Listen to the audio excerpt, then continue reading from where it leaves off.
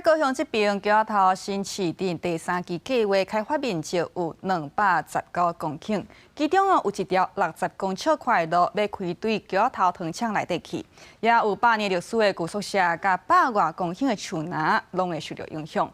环保团体就来反对，来发起联署要抢救，呼吁市府甲中央爱充分沟通，建立公开的协商平台。 来到500年历史的高雄桥头糖厂内底，四界拢是关大青翠的树木，民众抱练骑电动车伫园区哪西哪欣赏日本式的老宿舍。不过，这么水有人文历史气氛的园区，将有可能会因为桥头新市镇第3期开发计划，要伫这开一条60米宽的路，出现保存危机。有民众听到这个消息，讲真正唔通。一代一代安尼传落讲，哦，这就偌久建设的啊，偌久建设的安尼，有一个历史纪念品啦。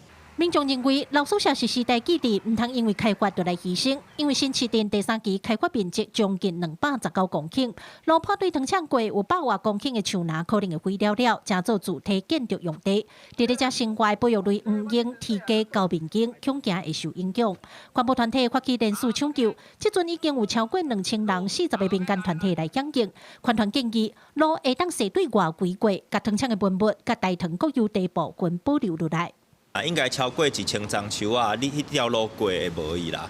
啊边仔的建地也都起落，差不多10万丛树啊会无伊啦。哦，所以是100公顷。